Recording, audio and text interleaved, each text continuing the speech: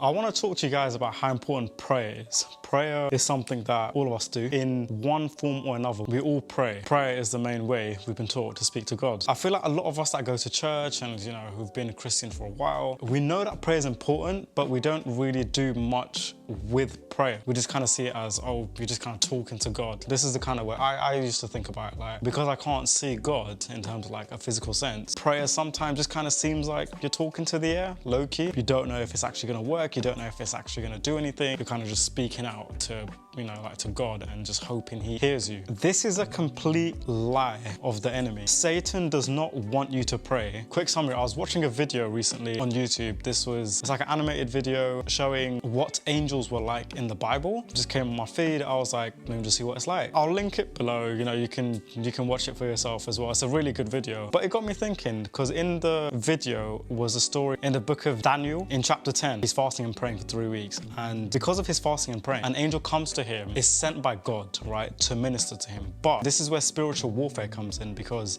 the angel was met by an evil spirit who was sent to fight this angel. And that fight went on for 3 weeks, which is the same amount of time that he was praying. The fight was so intense that the angel needed help from the archangel Michael. As soon as the 3 weeks was up, the time that he kept praying, that's when the angel was able to defeat this other evil spirit and eventually reach him to minister to him. And it's just got me thinking, because it's just like, first of all, spiritual warfare is real.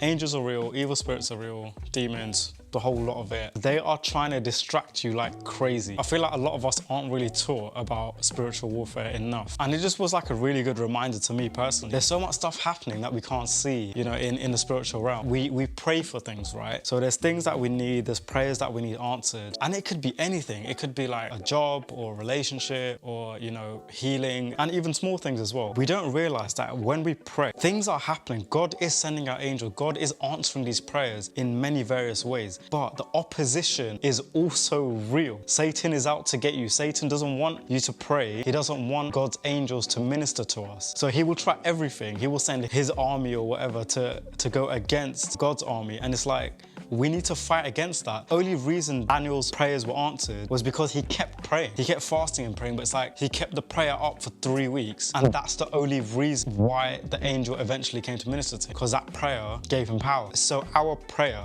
has power, is what I'm trying to say essentially. And it's like, this is just a reminder for you guys to just keep on praying. Whatever you're praying for, keep on praying. Do not give up. It's with our not giving up, essentially, which is our faith. That alone strengthens us. It keeps the hope alive. And eventually the prayer will be answered. You know what's going on in the spiritual realm. So we just got to be patient as well. Never stop praying.